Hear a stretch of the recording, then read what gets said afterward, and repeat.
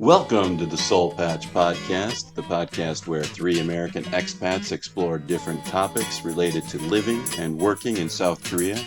With a combined 50 years of living experience in Asia, there are plenty of stories to tell. So, pop in your AirPods and make yourself comfortable. It's time for the Soul Patch Podcast. So this past weekend was Liberation Day here in Korea. What did you guys get up to? Anything at all?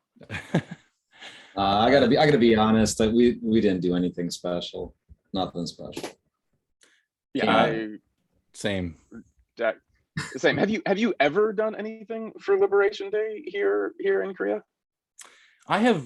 I mean, this is. I'm going to be, brutally honest here, and I don't mean it to be offensive or anything or disrespectful to the Korean culture, Korean people, but I usually don't know what for those little holidays, other than like the Thanksgiving, which is called Chuseok, and the Chinese New Year, Seonal.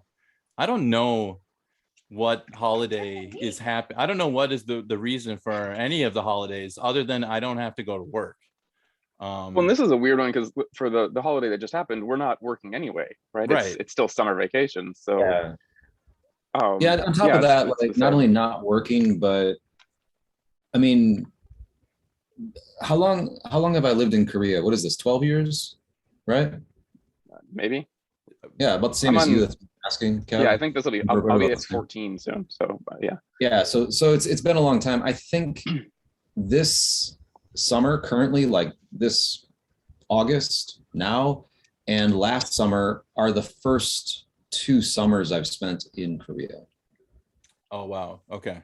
Actually, that's the same for me, definitely. This is actually, now that I think about it, this and last year is probably the first and second Liberation Day that I've even been in Korea, because this is about the time that we would be traveling. I'd be coming back in like a week from now or something like that.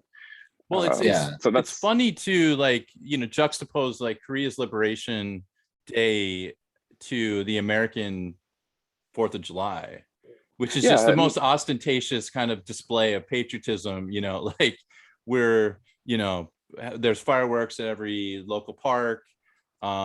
People blowing their thumbs off. Yeah, blowing their thumbs off. Ryan, you're from Wisconsin. You must know about someone who blew their fingers off in high school, right? There was a lot. I think the thing you wanted, like this goes back to grade school, what everybody wanted was quarter sticks of dynamite. That was the exciting thing. Oh, good Lord. Yeah. I mean, I'm from Minnesota and I live near the border of Wisconsin, and that's where we went to buy fireworks. Because Minnesota, had a much more conservative approach about it. They were, you want that stuff, you better go over to Wisconsin. The same thing if you wanted to drink beer on a Sunday.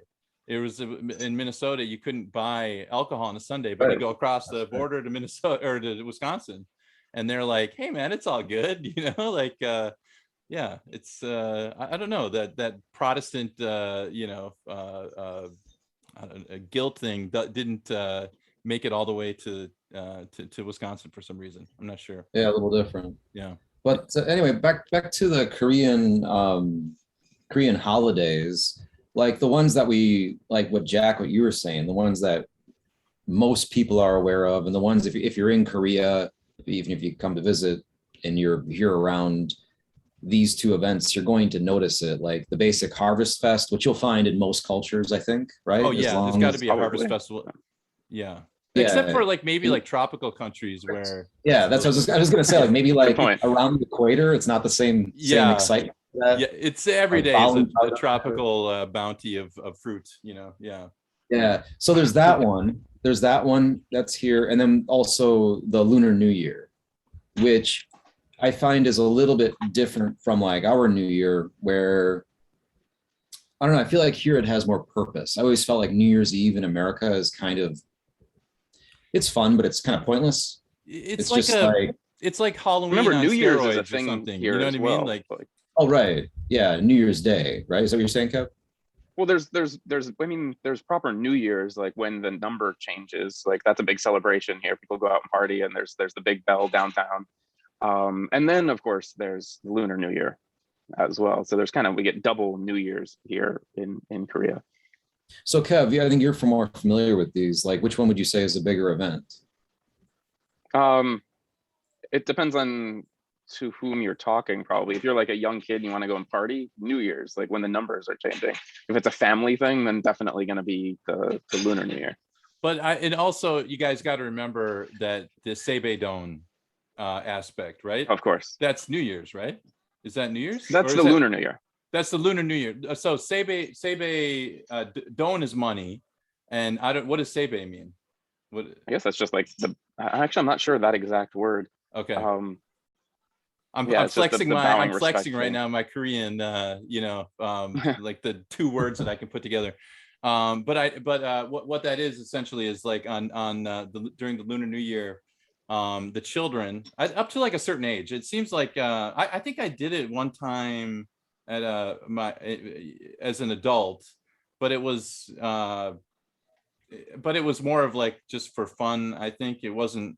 Anyway, children will bow and they get money for bowing to an elder. So, yeah, it's kind of unfair, Jack, for us because like now that we're older and in Korean families, we have to give out the Seibekdon to kids, but we never got to receive it when we were kids. You know, so like we don't.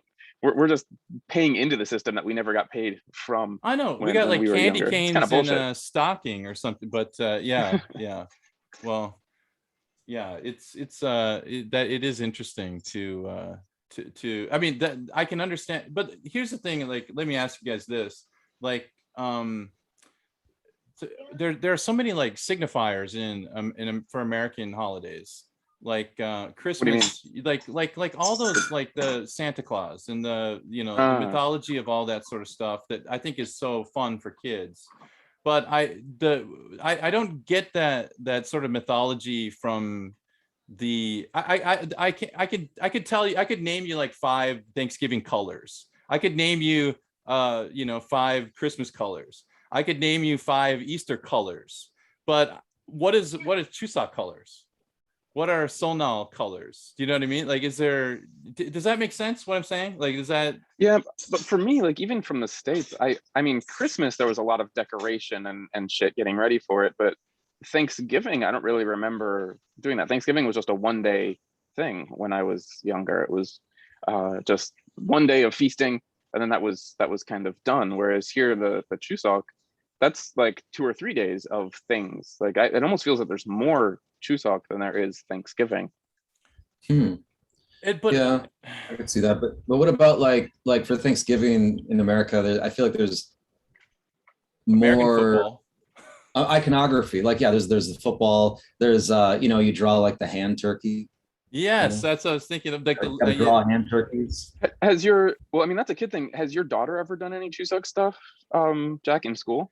Actually, you know what? I was going to bring that up because I'm thinking that a lot of our I don't think they're critiques or whatever, but what we're talking about is probably because we never went to elementary school in Korea. But my daughter probably has a whole bunch of associations to like certain like making a hanbok or something like that, out of paper, like a paper hanbok or something that reminds her of the Chuseok holiday. Well, I mean, like Chuseok and so now there's the whole, I mean, yes, we don't, like I didn't do any crafts or anything, but again, we're talking adult versus kids. So for Chuseok, I don't know how much family Chuseok you do, Jack, here in Korea, but family Chuseok for me, like I was saying, there's a lot. It's a bigger days than Thanksgiving was for me ever. Thanksgiving was one day. You'd go, you'd eat, and when I was a kid, I'd play a bunch of video. Like all the kids would go into one room and play video games. All the adults would stay in another room and like watch football or bullshit, and then it was go home. Whereas like for Chuseok or Solnal, there's some similarities and some differences, but like the day or two before, we're making songpyeon, the duck kind of duck mandu, with the honey in the middle and the or sugar. It's like honey and nuts and stuff like that. It's all ground up. So there's a whole day of making that, preparing for Chuseok, as well as I'm kind of like my in-laws lovingly, jokingly call me the daughter-in-law of the family because normally, in the Korean family, the daughter, when they marry to the husband, they go to the husband's family, right? Well, I don't have a husband. I don't have a family here in Korea to go to. Same with you. And so I do Chuseok with my wife's family, and usually it's the other way around. And so I help out with the cooking. I help out with, just simple stuff that my mother-in-law, assigns me to do. Here, flip this, do this, mix this, simple things. Yeah. So like I make a bunch of songpyeon. I make a bunch of those little mandu things, those duck mandus. One of my other jobs is to flip all of the little fried veggies. Like there's like the fried fish on the or the stick fried or zucchini. whatever, like the More like the jeon, like the little so not on a stick, but just the little fried zucchinis, fried fishes, fried things like that. So my mother-in-law makes all of that, and then it's my job. They put it in the pan, and I just sit there over a pan for a couple of hours and flip things as a daughter-in-law normally would. And I get a kick out of helping. I think it's really fun, but that's all like day before or even 2 days before. And then there's Chuseok Day itself, where the family gets here relatively early in the morning, like 8, 9, 10 in the morning, not super early, but early enough. Mm-hmm. And we have a huge feast. We eat all of the food that's been cooking for the past 2 or 3 days. And then we all like sit back and take a nap, or well, some people take a nap and some people do all of the dishes. And that's very similar to the American Thanksgiving as well. Right. And then some of the family members go home, and maybe some of the other family members come. People are doing shifts. And then because our house is my wife's dad is the oldest son of his family. Okay. And so we have the main house. Even though our house is one of the smaller ones of the group, ours is still the main one, even though we've done it in other places. And so our Chuseok is pretty big. There's a lot to it. And although I love Thanksgiving, Thanksgiving is, of the holidays we're going to talk about today, really the only American one that I still miss. It's the only one that I care about of all of the ones that I'm sure we're going to discuss. I still love Thanksgiving, but Chuseok it really has in some ways replaced Thanksgiving for me. There's that's worked out very well. Like and I think it's almost bigger. It sounds like there are just like certain traditions that you have become accustomed to, that you look forward to, much like but the thing is, like when I should probably let our listeners know, I haven't actually experienced an American Thanksgiving since the 90s. Like I left, I kind of left home at like in 99. I'm 44 years old. So you can do the math or whatever, but I was living far away, so I never made it. I made it back for like one Thanksgiving in like 99. That was my last one. And so as a teenager and early 20s, you don't really do that much. You know what I mean? You're kind of just lounging and watching football. I wasn't actively really like involved in the tradition. Just existed for me, basically, for the children, and it wasn't. My friends and I in uni did a bunch of Friendsgivings, so I still had that even when I moved away from home. But when I was still in the States, we did that a few times. Oh yeah, we did that too. But I bought like 2 carts of wine. That was my job. Like it was right, nice. It was more alcohol based. Yeah, there was as much. Sure. It was as a liquid as it was solid. Fair enough. Yeah. I think I'm the same as you guys. Like I never had that much of an active role in the preparation for a lot of the holidays back in America, other than like Christmas, buying gifts for my sisters and family and like this, but and helping with decoration. It's Christmas, hanging lights, decorating the tree, everything that's trees, in the textbooks. But in Korea, in the first maybe 5, 6, 7 years I was here, I put some effort into it. There was times where I think 3 times I made the effort to get a turkey, when at that time it was a little bit difficult to do. You had to like reserve it. I forget how that worked out. Or you had to know somebody on the base or something like that. Yeah, there was always that thing. Like, so the military is here in South Korea, so that was one thing you could always do. I'm sure they probably still do this. You could order a full spread from the base. I don't know how much this cost. Maybe it's a couple $100 or something. Something like that, I think. Yeah, either you pick it up. I don't think they did delivery. I think you had to pick it up, but it's all cooked, all done. It's like all the side dishes are in aluminum trays and stuff. The whole turkey, the whole shebang. It's like the military base Thanksgiving package thing. I never Yeah. did it, but I went to someone's house once where that existed, so I got to see it. It didn't feel right to me. It's cool. How was it? Was it too generic? Like too? I don't know. To me, it's just like if you're not if it's not being like prepared on I site. see. It's almost like cheating. Oh, yeah, Yeah. it doesn't. The house isn't warm with that. I don't know. I hate to criticize it for someone else that probably works really well and that's awesome. And it's like, do that. But Yeah, yeah, it felt a little just cheap to me. I don't know. I didn't like it. yeah. It was uncomfortable.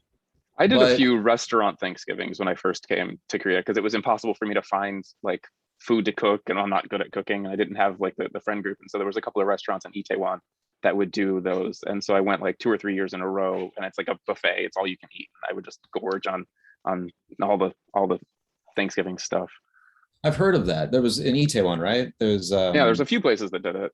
Yeah. Oh yeah, usually like bars or something they'll Yep, there was a prepare couple. whole, yeah, I know what you're talking about. I remember my second Hagwon. This is like 2004 time period. I was working in Hagwon, and there were some of the female teachers had kind of almost like a kind of motherly, like I don't know. Foreign teachers or Korean teachers? These are foreign teachers. These were Okay. Americans and Canadians, and that was the mix at our Hagwon.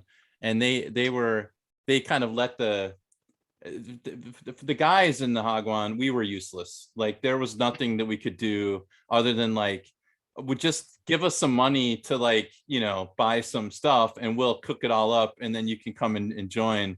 And so I remember doing one of those Thanksgivings, and eating the turkey, and the hard part is when you're living in just like a small one-room apartment. It's I think they had a hard time finding like an oven.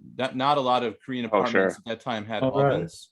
So someone had like a glass kind of like a mini oven type thing where and the turkey just like barely fit in there, and it was a smaller turkey. So yeah, I mean like we taped duct taped a Thanksgiving together, but it didn't have that same it wasn't like the ones that I remember as a kid. And so you're trying to you try to in Korea you try to recreate that emotional connection or that feeling, and sometimes it's more successful than others. It's case by case, like how do you guys feel? Like Ryan, what was your most successful one? Yeah, so like I had said, the first few years that I was in Korea, I put in the effort. I was fortunate to have the space, and I like hosting and I like cooking and those types of events. It's easy to rope friends into helping you, come over the day before and, we'll make all this stuff. It'll be fun. So it was cool. But I guess over time, like the effort just didn't seem, I don't know. It's one of the drags of being out here for major holidays. For me, it's those holidays, it's based on family and not having that quality. It's like your friends when you're abroad, they become your surrogate family. And this is true, but it's just not the same without having my family. And it was like, I don't know. So it evolved. So those days still exist and they're still important days, but instead of it being a full meal, this big spread, and like torrenting a football game to watch, just like for the aesthetic, like doing all these, or the Macy's like Day Parade, right? Like this is, I mean, I never made a pumpkin pie from scratch until I lived in Korea, because you always just buy the canned shit. Yeah.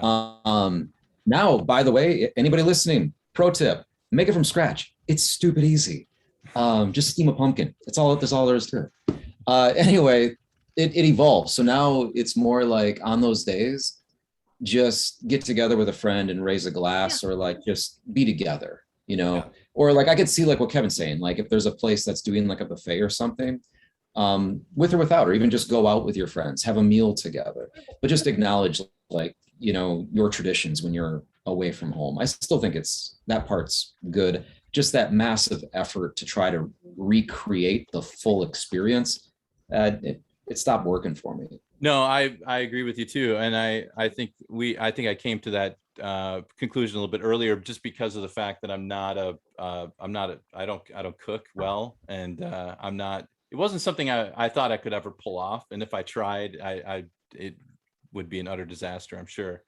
But I do remember feeling a little bit melancholy on those days, those holiday when you hit Christmas and you hit Thanksgiving, and everybody at the Hagwon is kind of feeling that same little twinge of melancholy, because, and so like you said, just going out and doing something like, let's just go have a drink. And we would just go to a bar, and we'd go to a bar where they played Christmas music, and we might drink like a Bailey's, Irish coffee or something like that. It wasn't a Christmas feast. There was no ham. There was no, none of the trimmings or anything. But it was more of a, actually my holidays here, I have a much more, I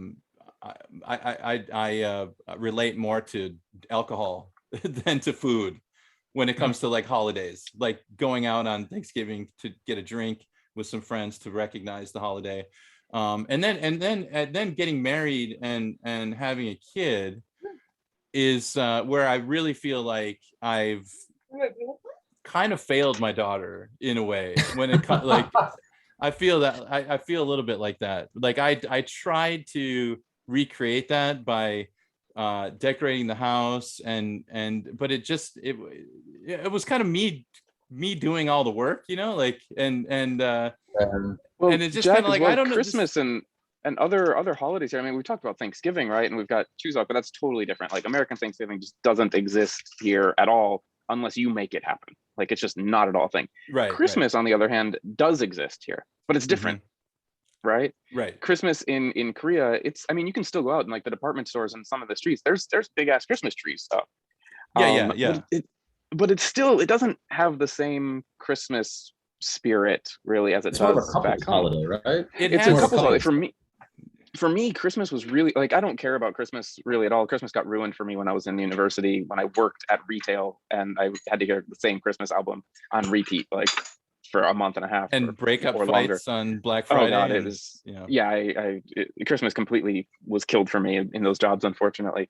But the one Christmas that did not mean something to me here, but where I felt it in Korea, was my very first Christmas here in Korea, and that's because I came here in September, and Christmas is 3 months after that, and so 3 months is kind of the magic homesick number, I think. Yeah. Like, right after you've been in a country for about 3 months, that's when you start to, and you're not going home anytime soon, you start to really realize like, oh shit, like this is weird, and that homesickness starts to kick in a little bit. And so I started to get a little bit homesick. I mean, I handled it pretty well. I just made new friends and was in Itaewon, the foreignville, and I kind of felt some foreignness. But Christmas was weird because I didn't have a lot of friends yet. I really only knew like the one guy that I worked with.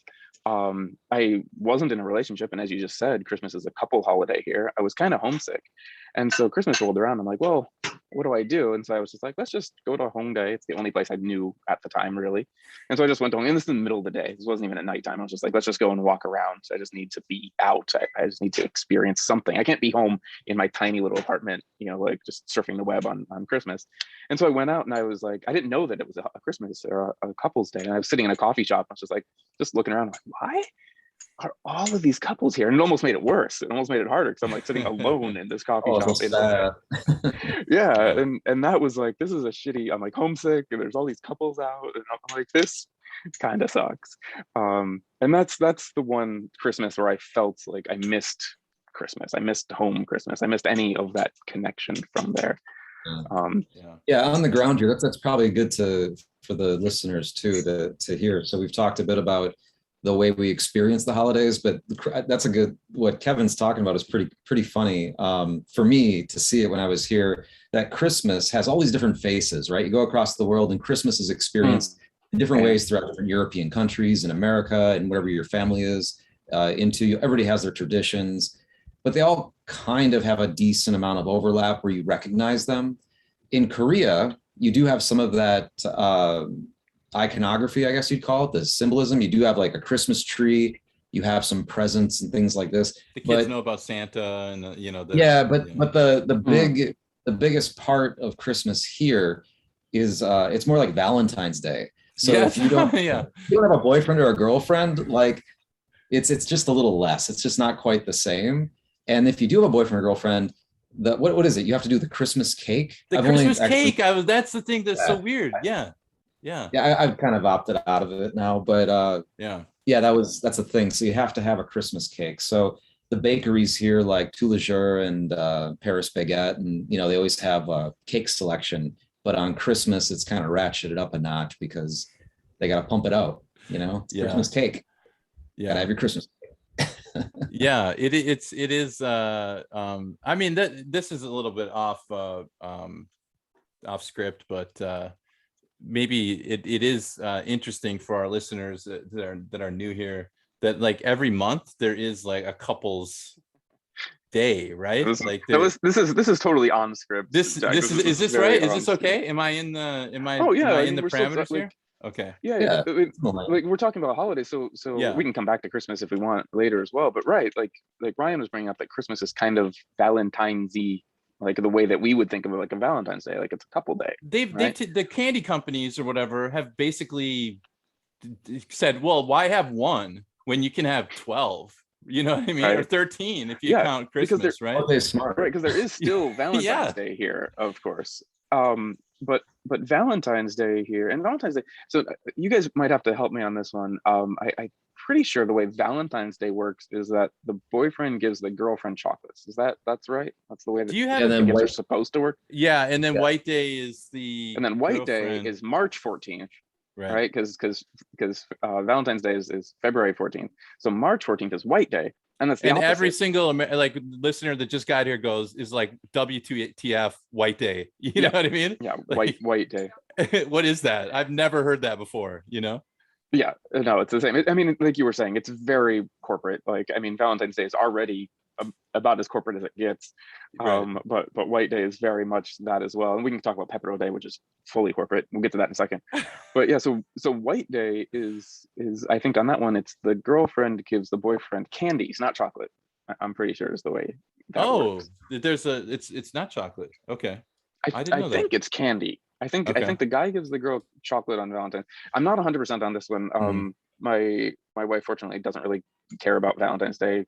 Like I just buy her chocolate on any random. I've always just done like any kind of sweets. I didn't know Oh, they sure. like chocolate or candy. It was always something sweet.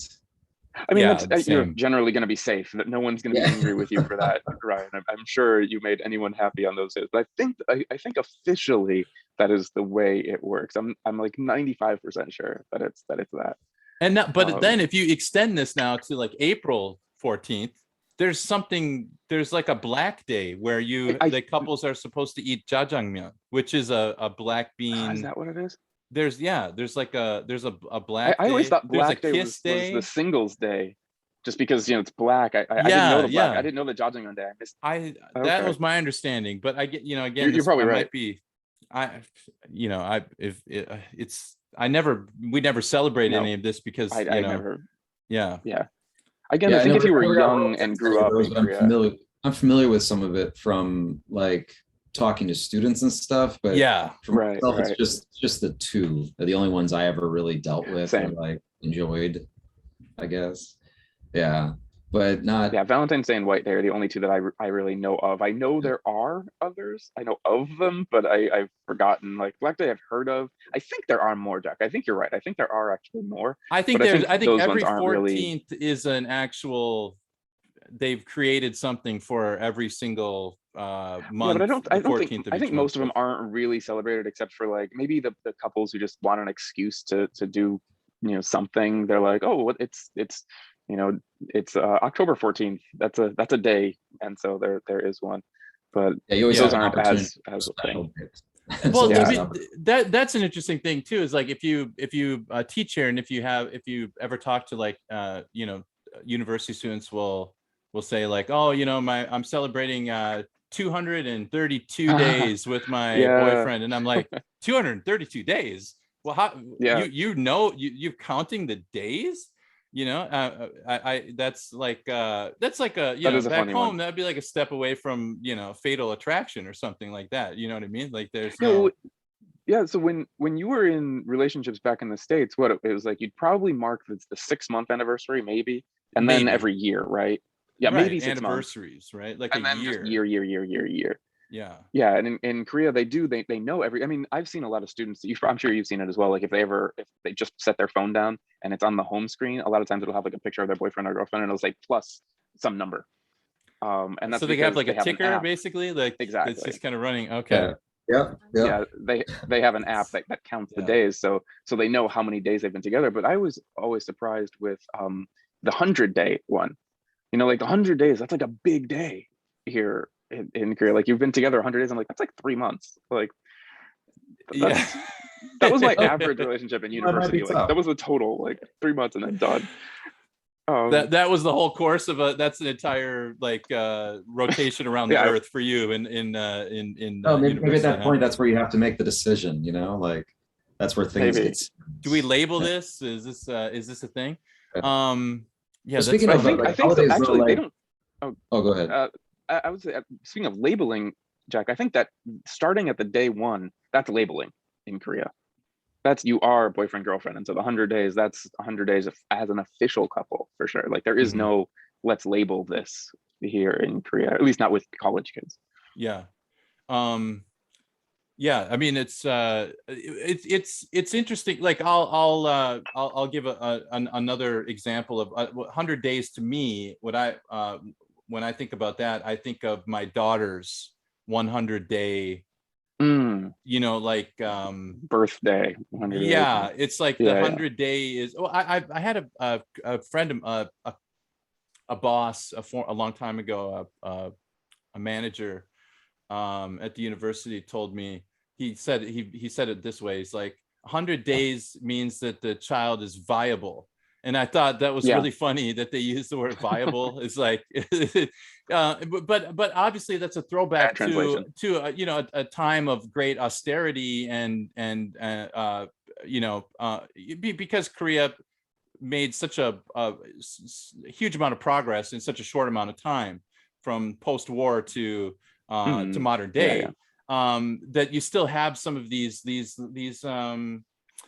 you know, these things that are still celebrated, even though they seem kind of ridiculous now, given the healthcare, you know, the quality of healthcare. Like, well, 100 days for a baby to survive is not, you know, no one's doing you know, high fives or whatever these days. But that tradition still maintains a very you get together, and the family, there's like a big table set with all kinds of food and fruit, and there's even like objects, and the baby will grab an object. Isn't that, Jack, though? And this is actually a good example of a holiday that doesn't. Is that exist 1 at year, all or is that in 100 America. days? I'm thinking one year now. I'm sorry. So I'm yeah, confused. that's what I was going to ask. I'm sorry. I do think that 100, like I don't have kids, of course, but I think 100 days is a thing here, but I don't know what you do for it. I do know that the 1 year is the party where friends go, because I've been to those of friends where Yes, where they've got I got the it kids. back. I actually now I conflated the two things together. There was a celebration for the 100-day. What did you do for that? You know what was that? Probably just family. I think it was just family and like close family, you know, just like maybe, you know, mom, aunts and uncles, that's it, you know. But the 1 year was a big my one. daughter was in a I have a picture of her, she's in a hanbok, and there's like fruit table and all the it looks like a just a large feast kind of spread out. Hanbok, by the way, for anyone listening, is like the Korean, for lack of a better word, and I apologize to any Korean listeners, but Americans are probably going to know this. It's like the Korean kimono. It's like the Korean, you know, like traditional dress. So yeah, there's that. Continue for the 100 days. Sorry, the 1 year. I'm going way back here in the way back machine. So I'm trying to remember what we did, because it was just kind of a whirlwind of like, you know, stand over here, take a picture. I was just at one actually last year. So I mean, like, and I've been to a few different friends that have had kids here, and family as well. And I mean, it's like a celebration. It's like you're in some kind of, you know, buffet cake place. Usually there's food, there's drinking if you want it, there's a cake, and then like you were saying, there's the kind of the big celebration, the kind of like the bring the kid out and present them thing is where there's usually like an MC there, and they're like, it's the baby, and everyone comes out and everyone's all excited. But then, yeah, the really fun thing is the putting different random objects in front of the kids. And the idea for that, Jack, and join me on this one, is it's basically like you put a bunch of random objects in front of kids to see what they reach out for, because that's kind of like fortune telling. It's like what they're going to be, into as they're an adult or something like that. It's like prognosticating, right? Like, okay, Yeah, if you there you grab go. the pencil, you're going to be a writer. If you grab the money, the doll, the mon, the 10,000 won, you're going to be I don't know, a financial wizard. Well, or and rich that's or also a whatever. really fun one, because that is slowly changed over time. I don't know if your daughter They've had one or not. upgraded it. Yeah. Like, They've upgraded it. So yeah. like there's a really Microphones? common thing. Exactly. That's what I was just yeah. going to say. Oh, I'm There's a sorry. I microphone didn't mean now. to step on your line there. Oh, Yeah. no, that's Yeah. it's great. Yeah, exactly. There's a microphone, and like 100 years ago, they wouldn't have a microphone, but now it's like your kid's going to be Right. a pop star, right? Is what they're going to tend towards. Yeah. This sounds really bad though. I don't remember what my daughter grabbed. I like to think, I know there was a book there. I know I wanted her to be a writer, I'm like, oh, be that's cool, be a writer or a novelist or something. But we now have you on tape saying that you don't remember what your I know, daughter it's really grabbed. terrible. I'm gonna have to call your wife and let her know. I know, it's really bad. It's really bad. You know what? I remember though, one other thing that I didn't mention was gold. She got gold. So like the relatives, as a gift? Yeah, as a gift. It's like common to give gold, I think, on that day. So she got. But so everyone gives gifts. So like I would give money when I go to these these things. And if you're a close relative, you give like gold, like solid gold. So she actually, has some gold. don't they do? Did they give? I think I've seen this before actually. When you got the gold, it wasn't like a gold bar, right? No, I'm guessing it was probably like a gold ring. Yeah. Right? Yeah. Yeah. My wife has done that for our cousins that were born. Like for friends that we've gone to, it was just cash. But for family kids, it's a ring. I remember seeing that before. But it's like it's not like a wedding ring or anything like that. It's more of just like right, of course. It's more like it's more about the gold than it is about the ring. It's not a ring to be worn. It's to be traded for it's a ring money bought for later, essentially. No, it's bought for this purpose. This is a 1 year baby birthday like ring. Right? It's interesting. What do people do with the ring? What do they do with the ring down the road? Like, so I just threw it in a little safe place, and then when she's older, I guess I would just give it to her. Here's some gold. And then she could exchange it for money, or she could pawn it, I guess. I mean, I think that's the idea, is that it will be worth more, 20 years later. And probably, so here's some gold, and it's just it's a cool little tradition. And there were lots of those little moments that I they fade away as time goes by. We're talking 12 years ago. So it's not super fresh in my mind, also because I had no context for it. It's just the one time I did this thing, and and at so that point you were still relatively new, right? We're new parents, we've got a 1-year-old, and we're just holding on for dear life, and then we're having this party at our house and stuff like that. But it was it's really that's a cool tradition. I that 1 year birthday party is way bigger here. My brother in America just had his my nephew just had a 1 year birthday party, and that was more of the traditional, like, outside barbecue, cake and toys, and it was it wasn't it wasn't a lot of like pomp and circumstance kind of stuff. There was no like dressing up in special garbs, and we don't have that. It's more of a kind of a relaxed, casual atmosphere. So for my nephew in the States, his first birthday back in the States, we actually bought a hanbok for him and took it back, just because it was like, we're the Korean, like random relatives that only get to see you once every couple of years. Like, no, we're putting you in this clothes. And he didn't really enjoy it at the time. He was a 1-year-old, like, why are you doing? And now if he listens to this podcast, he's like, why didn't you give me gold, you bastard? Yeah. The hanbok doesn't even fit me anymore. I can take the gold though. I sent hanbok back for all my nieces and nephews at some point. Not at the same time, but as I think as like they got older or whatever. And one of my nieces, I don't know if my sister gave me a photo of it. She had sent me a message. She wanted to make sure that it was like basically kosher. Like, is it okay?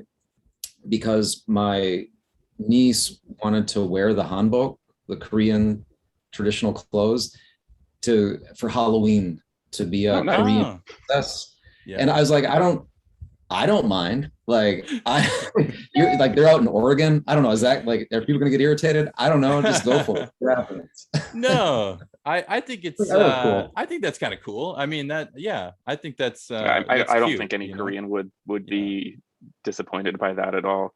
No. I think if there were any Koreans around in that neighborhood, they probably would have been like, what? And they probably would have given them extra candy on that. I would have given those kids extra candy. I think if anything, it'd be cool, right? Like, Yeah. to see like the actual, like, real Korean hanbok. Yeah. Actually, that reminds me of one story. My very first Hagwon. This is back in 2001. This kind of ties in, I think, to what we were talking about a little bit. I was teaching at a school, and the foreign staff, there were about 7 or 8 of us, and we decided, like, the school asked us to make a haunted house in the, you know how some Nice. Ryan might not know this, but like a lot of Hagwons, at least back in the day, they have like a playroom. We had like a basically inside there was like it was like a rec center, like a ball pit. That was a pretty big a Hagwon. slide. Yeah, there was like a slide and a ball pit. You got a And there slide were, at work? yeah, I mean, they had like basically you could bring the kids in there and they could just go jump in the ball pit and just, you know, it's like, all right, if you're good, you get 10 minutes in the playroom. And then, Nice. Yeah, and then of course, seen that. even if they're bad or good, you're like, at that 10-minute point or whatever that point, we're going to the ballroom for the last 10 minutes of this class, hell or high water.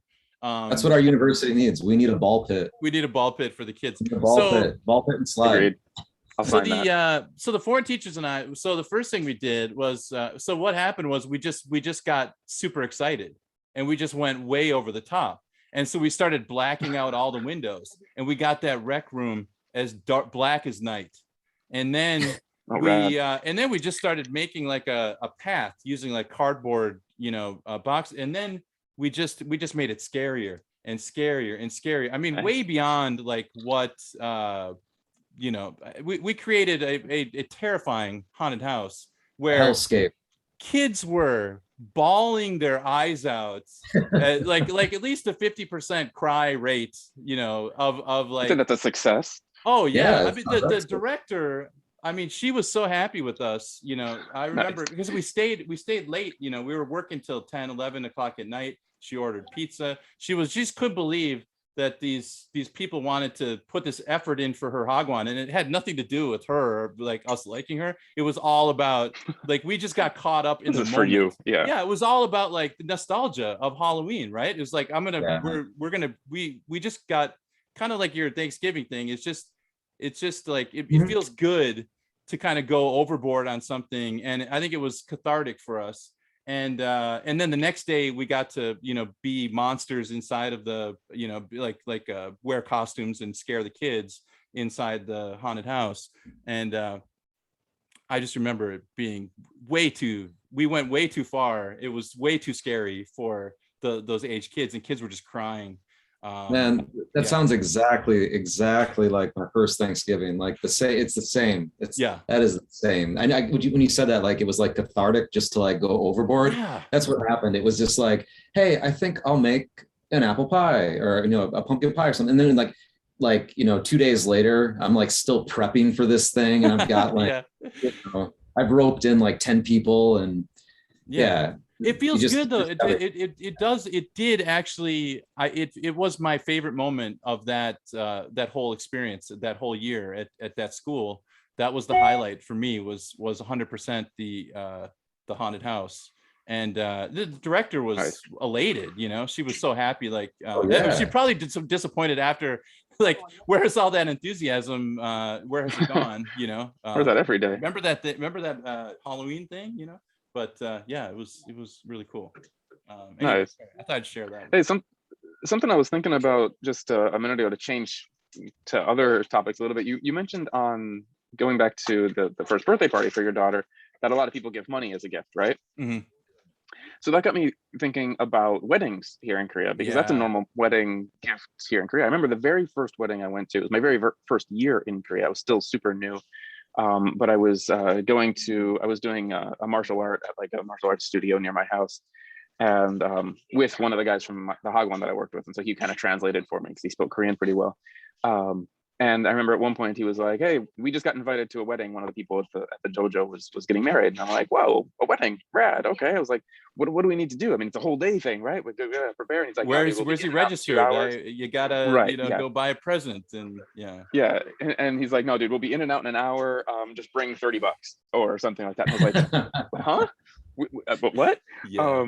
And yeah, because so some quick like background, I guess, for people listening, like a normal gift at a wedding is, yeah, there's no registry, you don't really do gifts, you just give money when you go to a wedding.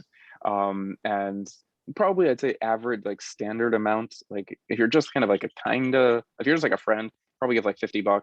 If you're a close friend, a little bit more. And there's different rules, or not really rules, but like ways this happens.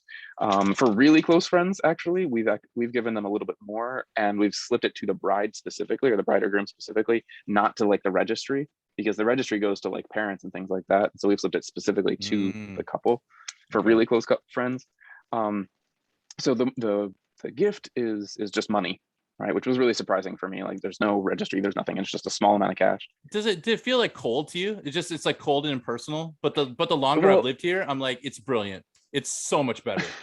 Just so much better. I mean, it very much felt cold and personal, not just the gift, but the whole wedding itself. Because, like, I mean, I referred to weddings, I still kind of do. Weddings in Korea often feels like you're going to a wedding factory, you know, like, because they're often held at a wedding hall here. Well, there's two or three going on at the same time. Like, right. And yeah, it's like this room has this wedding, that room has another wedding, and then the other room has a third wedding, and you go into yours, and there's people from like all kinds of weddings, and you know, it's not just people that you invite fucking everybody and their mother, right? Well, because like everybody's bringing a $50 bill, so the more people you get, each head is $50, you know. I mean, it's just a numbers game. It's not like it's a day event either. The thing that I love about, I think I've been to 5 weddings, 6 including Kev's wedding, which was a little, actually much more unique than the others. And again, I'm not putting it down. There is an efficiency to it that's kind of amazing. Sure. But like, not only are there like multiple, like, you know, wedding hall, there might be several floors, and there's different weddings going on in each floor. But like, they'll clear that shit out when it's done. They got another one coming in right behind. And it's like in the next hour. It's not one day event. Like you got that room for like a couple hours max, and it's like the next one. If you're not even that close to the bride and groom, you could just go eat. You could just put the money in. You could pay, go sit down and eat, and watch the wedding on a television screen. While you're in a different room. Yeah, in a different room, you can watch it just televised and just see like what's going on. Have your meal. Make sure the bride and groom see you so that they know that you were there. You know. Well, that's not even so important, because when you give the money, you write your name in the registry, so they will know you were there. Right. They know. They go through. Yeah.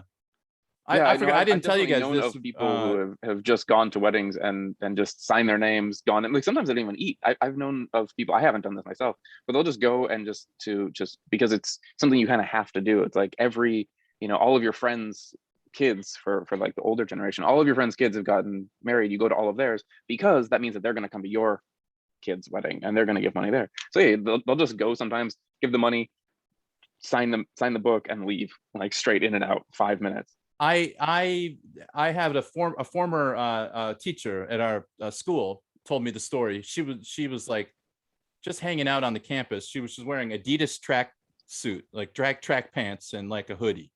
And she ran into a professor and was like, "Hey, you want to go to a wedding?" She's like, "Yeah, sure." Hopped in the car, went to the wedding hall in an Adidas pants and a hoodie. And nobody cared, and signed the name, threw the money in, ate the buffet, and left. And nice. That was like her experience. She's just like, it's bizarre. Now I have a appreciation for the factory style, because in college I was a wedding DJ. So you guys have seen those a-holes every wedding you've been to back home.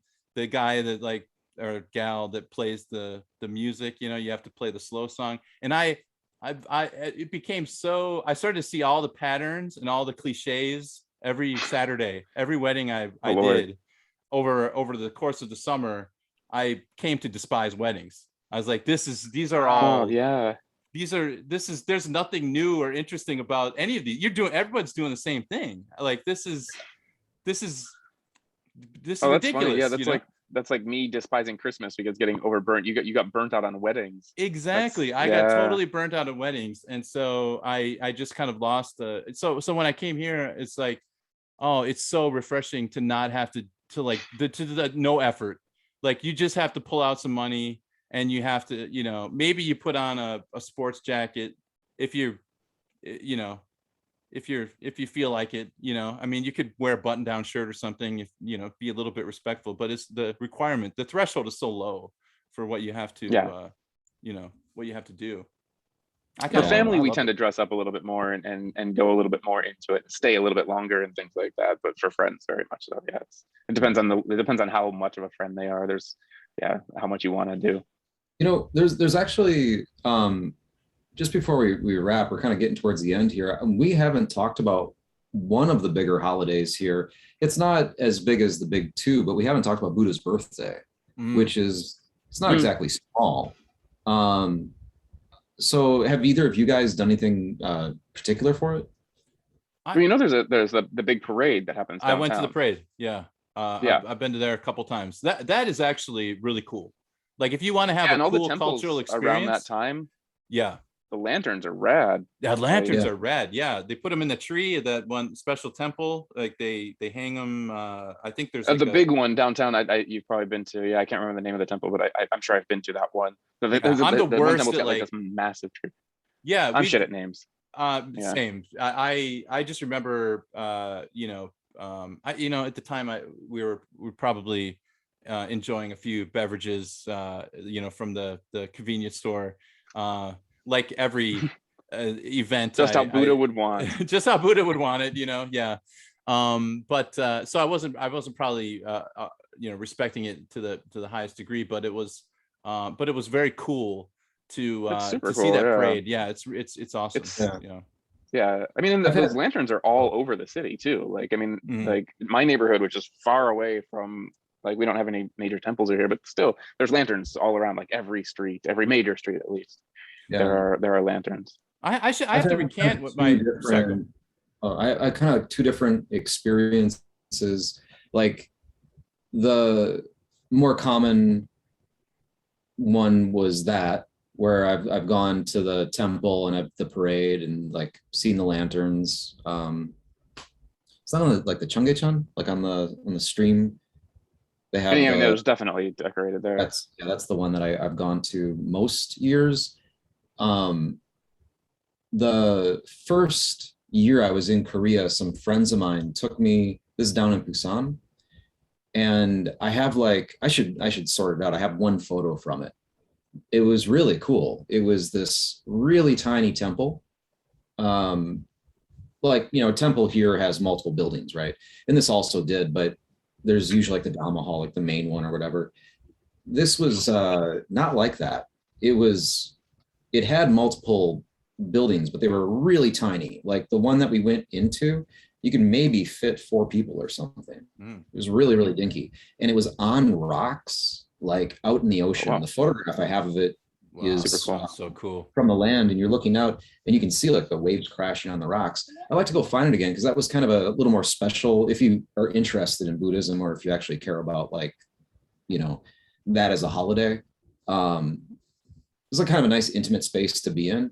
But yeah, I think I might seek that out some other time. But generally though, like the parade and like seeing like one of the bigger temples in the city, if you're here for tourism, or if you're here visiting, I mean, that's something definitely to see. I actually just read an article about that for a private lesson that I'm doing. That Lantern Festival is a UNESCO heritage thing now, actually. Yeah, just as of last year, rather recently, it's like an official thing that has been recognized as an intangible heritage thing, is that Lantern Festival here for Buddha's birthday. Because there's an interesting, really cool when you're going up the mountain, like I'm talking like if you're hiking like Gwanaksan or just any of the mountains, right, when the lanterns they line the trail. I mean, it just goes. Lanterns are everywhere. It's amazing how everywhere they are. Yeah. Yeah, What is the just for what is the percentage of Buddhist followers in the country? Like, is it kind of split down the middle? It's like 50-50? Happened to look this up. No, Korea actually has a pretty interesting religious numbers. It's less than you would think. I think it's about like less than 20% Buddhist. It's about 30% Christian. It's 50% non-religious. And then a couple of other things. I just happened to look up South Korea on Wikipedia just like 2 days ago for something unrelated. Because there does seem to be that like the modern and the historical kind of clash between the modern day Protestantism and Buddhism, and those two. I don't want to say factions, because then it's not like they're not, I don't think there's necessarily conflict between them two, but from an attitudinally, I think there has been a somewhat of a kind of pull away from the Buddhist traditions and things like that. Does that make sense? Like, well, I mean, just in general, Korea is, like I said, it's 50% non-religious, so there is that. But then it's funny about, I mean, this is a little bit off topic, but yeah, like Korea feels much more Buddhist or Christian depending on where you are than it actually is. Like, there's temples really everywhere, right? And so it feels like there's more and more and more people attending them than there actually are. It's the same for churches. There's churches really goddamn everywhere. Yeah, I kind of doubt the stats a little bit. I doubt the stats. Like, I can see, like, I don't know, like, there's not, like, for Korean Buddhists, it's totally possible that you can go to the temple and still go to church. Those aren't like mutually exclusive. It's not like you are converting your religion necessarily. Like, there's some overlap there. It's almost like Buddhism is a practice, and as much as in some cases I've heard it described that way, as much as it is a religion. Like you can practice Buddhism and you can still call yourself and Christian. you'll see. I mean, that's just what Wikipedia was saying about the numbers and stuff. So. They're not necessarily Buddhist. I mean, like, if you're on a mountain hike, that's kind of the one destination on every mountain is right, a temple. Like, that's what there is. Like, that's the end of the trail, and then you get your picture, you turn around, you walk down. Like, I think there's a little more involvement with Buddhism than just what's on, like, stated on Wikipedia, but I don't know. Like, that's just, again, that's not the people, the Wikipedia, that's not saying like how many people are involved. That's people, like, what they claim as their religion. Yeah. Which is different. No, that's actually, there's another, I mean, there's a lot of holidays that are around that as well. So not only just Buddhist birthday, but the way that death is dealt with here in Korea, right? Like, so there's the anniversaries of death, and often, it's like every year, and you go and bow again to the ancestors. Actually, it's the same on Chuseok and Solna on the Lunar New Year's. One of the things that happens on those days is that you set some food out for the ancestors, right? And you bow to the ancestors. And so even for families who, and I think some, like, purely strictly Christian families don't do that because they're like, that's Buddhist, and those spirits don't exist in the same way that our spirits do. Yeah, that's what I was talking about. But I think most Koreans still do that, even if they aren't Buddhist. They still do that specific tradition. It's like, okay, we still bow to the relatives. We still put a little bit of food out for the ancestors who are, as ghosts, going to come and visit us today. So there's still some of that, I think, in just in the culture, even though it's not part of the religion necessarily.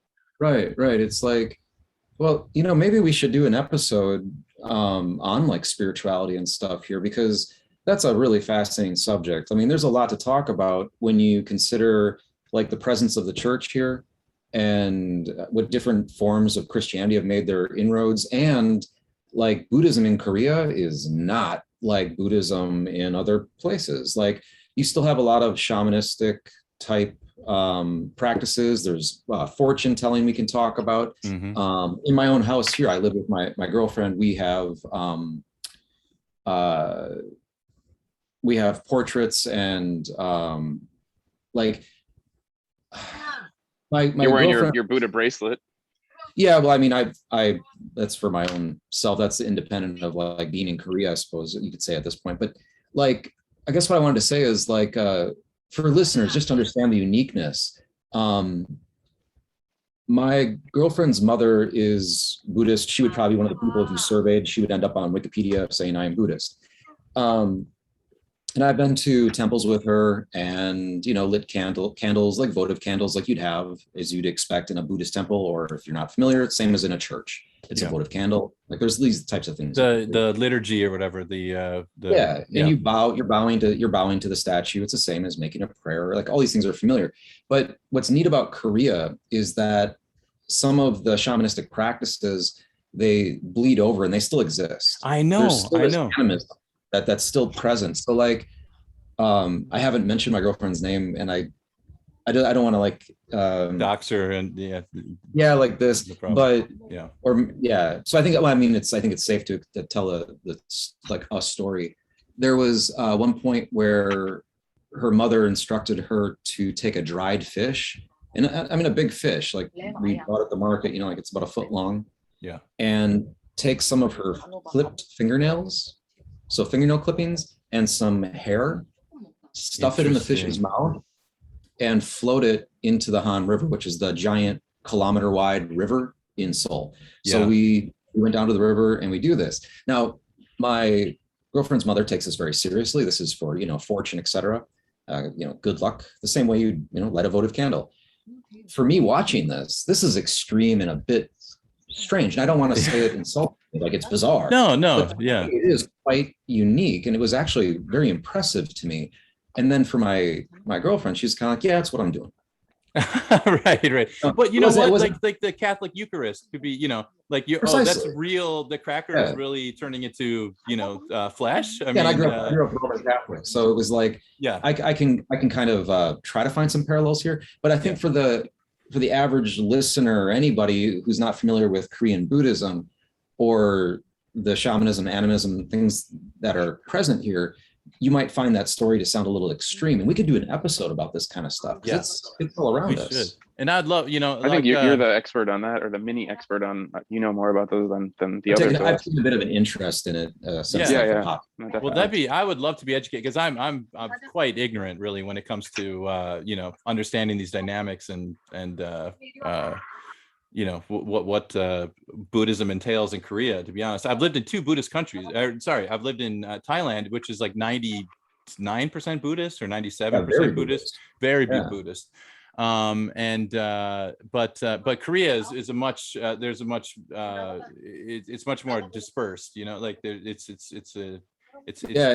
the two different. I mean, I think you could talk to that. Like I could lead a discussion on it, but that's a really cool comparison. I didn't think about that. Like how you came from Thailand to here, even if like you haven't studied it, but your impressions could be pretty cool for listeners and myself. I'd like to know, because Thailand's pretty conservatively Buddhist, traditionally Buddhist, and Korea is very. I mean, would you say it's like one of the youngest versions of Buddhism? Maybe. I suppose so. Like, I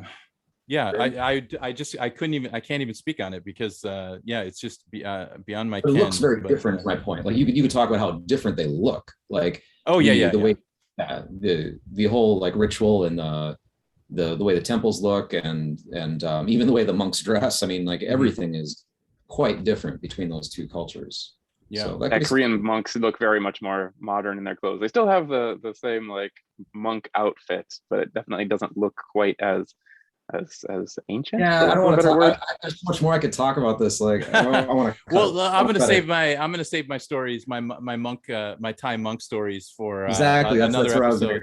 So we're off holidays, and we're just talking about some of the reasons for holidays. So there's a lot that we could talk about. There's so many other small holiday things here as well. Just all these little things that exist. Hangul Day, the day of the alphabet, like that's a day off. Shoot. Right? We didn't talk about that. Then also, I mean, think about the fact that every university, or all the main universities, have like a big festival here. And not only is it like it's not like a homecoming festival, but they have like, pop stars come and sing there. So like there's a lot of other small holidays that aren't even national holidays. It's just something that happens. There's so many things. And I mean, every country has it. And we touched on a lot of the main ones, I think, but there's still so much more for people to explore. And maybe we'll come back to some of these small things later as well. And it's much more fun to just, be here and experience it. But if you just kind of, just sit back and just kind of soak it in, don't, I wish I could go back and talk to my younger self and say, this is enjoy this moment here of this Buddha's birthday parade. Like soak it in a little bit more. Don't be so in such a hurry to go on to the next thing. It's that's I wish I could, I wish I'd have taken more time to be thoughtful about a lot of these things that I've experienced. Well, you can be thoughtful now, because as one of the Buddhist kind of koans that I've heard, the only one that I remember is that the best time to plant a tree is 20 years ago. The second best time is now. So do it now, Jack. All right, I'm gonna plant that tree right now, and I'm gonna we'll say goodbye to our listeners with our usual goodbye, which is please give us a review on Apple Podcasts. That really helps us out a lot. You can check us out on YouTube. You can like the videos, subscribe to the channel. We're on all the big platforms: Stitcher, Apple, Google Podcasts, a bunch of other ones. And so you can find the Soul Patch just about anywhere you look. And so that's it for today. Thanks, everybody. Brian, Kevin, thanks, guys. It was a really interesting discussion. As always. See you next week. All right, see you next week. Later.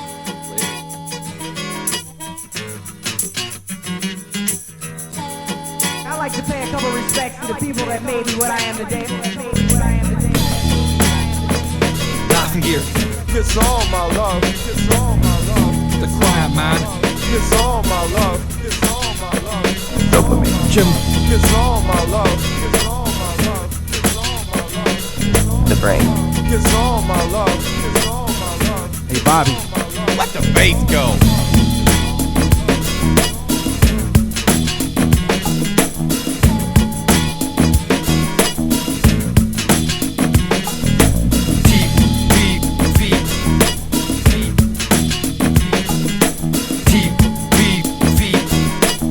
Call me an eater, call me a dominant.